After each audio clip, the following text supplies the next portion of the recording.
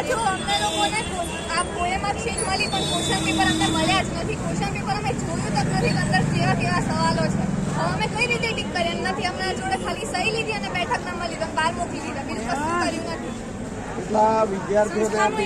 અમારા ક્લાસમાં એક પણ જણ નહીં. અમારા ક્લાસમાં 30 જણની સંખ્યા હતી અને એમાં 5 OMR સીટ ગાયબ પણ હતી. 5 OMR સીટ હતી પણ નહીં અંદર. તો એબસન્ટ હોય એમથી મૂકવામાં પણ આવે તો એ સંસ્થાનું એવું કેવું છે કે ઉપરથી જ ખૂટા છે OMR ને, જેમ કે ક્વેશ્ચન પેપર સીટ નંબર ને OMR બધા નંબર જે બેઠક નંબર બધા સેમ હોય, બધાના 3 ડિફરન્ટ છે. સંસ્થા એવું કહે છે કે ઉપરથી જ પેપર ખૂટા છે. એક ક્લાસમાં મિનિમમ 14 થી 15 લોકોને સ્ટુડન્ટને ક્વેશ્ચન પેપર ખૂટા છે અને છેલ્લા 2-3 ક્લાસ છે જેને મહિલા જ નથી. સંસ્થા એવું કહે છે કે અમારો કોઈ વાંક નથી, અમે 11 વાગ્યાના અડીખમ ઊભા છે છતાં ઉપરથી આવા આવ્યું છે તો સ્ટુડન્ટ પછી હવે પોતપોતાનો ન્યાય માગે છે.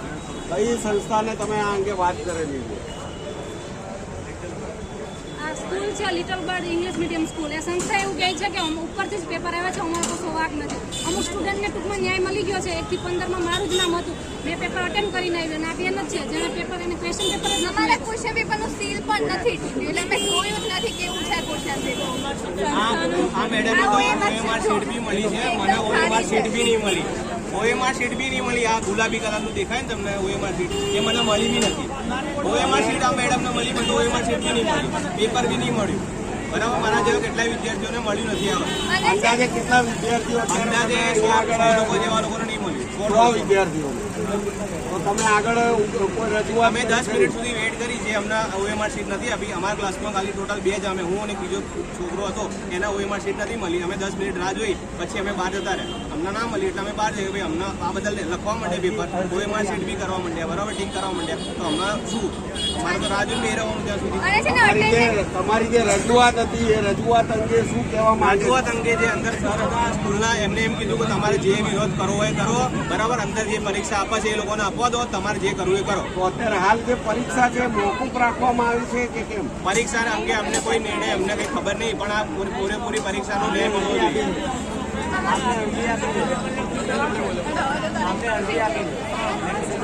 અમે આપ્યું છે પેપર, તો અમને એવું કીધું છે તમારું પેપર ચેક થશે. અમારી લીગલી કેસ થઈ છે 1 થી 16 કે જેને ક્વેશ્ચન પેપરને OMR મળી ગયું છે, અમને એવું કીધું કે તમારું પેપર ચેક થશે. હું અટેન્ડ કરીને આવી છું.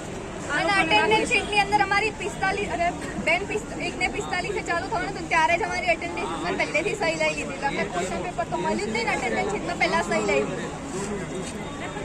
એટલે અમારી જોડે કોઈ પ્રૂફ જ ના રહ્યું કે અમે લોકો નથી આપ્યું. ઘોટાળો થયો છે પૂરેપૂરો 100%. અત્યારે જે પોલીસ તંત્રના જે અધિકારીઓ પણ અહીંયા આવેલા પોલીસ છે, તંત્રના અધિકારીઓ બી અમે વિડીયો બનાવતા હતા, એમ કહેતા હતા કે વિડીયો ના બનાવો, વિડીયો ના બનાવો. તો અમારે શું કરવાનું? વિડીયો ના બનાવીએ તો શું કરીએ અમે? અમારે ન્યાય ક્યાં કોના જોડેથી લેવાનો? તમે કઈ જગ્યાએથી આવેલા છો? કૃષ્ણનગર સ્ટેશન ત્યાંથી આવો. આપ ક્યાંથી આવેલા છો? હું સાયન્સ સિટી બાજુથી. બેન આપ ક્યાંથી આવેલા? સોમનાથ જાઉં છું. સોમનાથથી અહીંયા અમદાવાદ શહેરમાં વટવા ખાતે એક્ઝામ આપવા આવ્યા. એક્ઝામ આપવા આવી.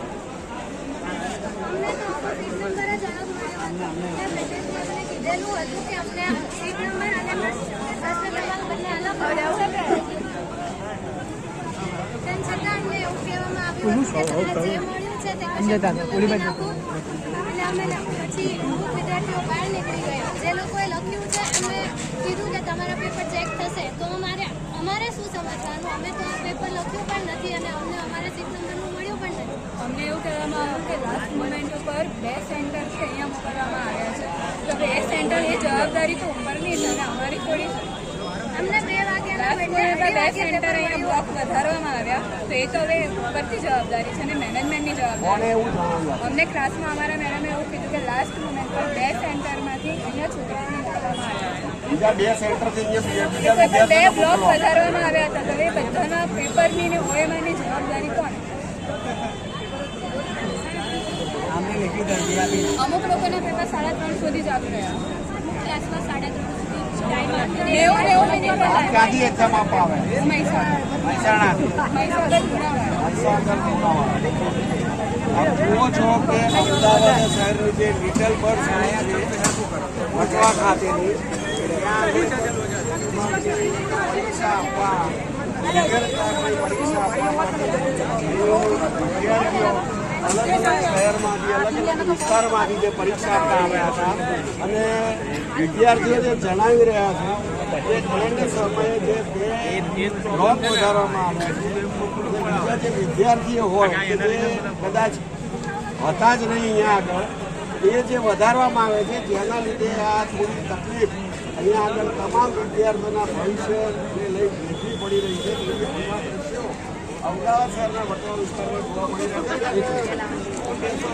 અમે રજૂઆત કરી છે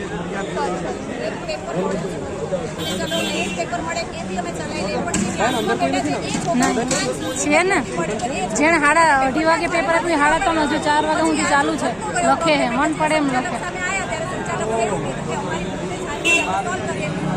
મેડમ ને એ લોકોને તો થોડી વાર બહાર બોલાવે એટલે મન પડે એમ ટૂંકમાં બધી લખે. પેપરો લખતા હતા. આજે એ લોકોને ટાઈમ વધારે મળ્યો, એ લોકોએ આખી પેપર સોલ્વ કર્યું. બહાર આવીને લોકો એકદમ ખુશ હતા ને કહેતા હતા પેપર એટલા ઈઝી હતું. જ્યારે અમને લોકોને આ પેપર જોવા મળ્યું છે ને એટેન્ડ કરવા મળ્યું. બીજી વસ્તુ કે અહીંયા કેમ તમે એક્ઝામ આપી છે કે નથી? અમારા હાથમાં પેપર જ નથી આવ્યું. તમે કઈ જગ્યાએથી આવે? અમદાવાદથી જઈશું, પણ મોટા ભાગનો અહીંયા બીજો પ્રશ્ન લેડીઝનો છે કે આજે હું મારા બાળકને 1 વર્ષનું બાળક ઘરે છોડીને આવી છું. આજે મને 3 વાગ્યાની જગ્યાએ આજે 4:30 પોણા 5 હું બહાર આવી છું. આજે એ બાળક ઘરે એકલું છે, 1 જ વર્ષનું બાળક છે. તો આ લેડીઝને ઘણા બધા પ્રોબ્લેમ, અંદર પણ ઘણી લેડીઝ છે કે જેની બસ છૂટી ગઈ છે, એકલી આવી છે, આજે રાત પડી જશે એ ઘરે નહીં પહોંચે.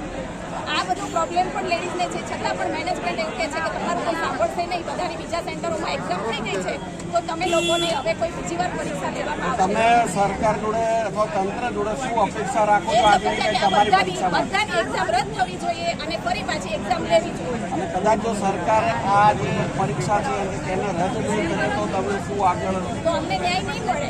અમને જે ન્યાય જોઈએ છે, અમારે આજે કેટલા 150-60 વિદ્યાર્થીઓ પેપર વગરના રહી ગયા, અમને તો ન્યાય નહીં મળે. ઉપરાંત અમારો જે ખર્ચો થયો છે, ફીસ ભરી છે, ઉપરથી ભાડા ખર્ચીને જે લોકો આવ્યા છે એ બધાનું શું? આજે એનો ટાઈમ બદલ્યો છે, જે મહેનત કરીને એક્ઝામ દેવાયો છે, જે ઉમ્મીદ લઈને આવ્યો છે કે આજે પાસ થઈશ, તો આજે એને એ જગ્યા ઉપર એની નોકરી એને નહીં મળે. જ્યારે બીજા ઘરે ટાઈમ લઈને પેપર આપીને ખુશી બહાર નીકળે છે, પેપર ઈઝી છે એવું કહેવામાં આવે છે.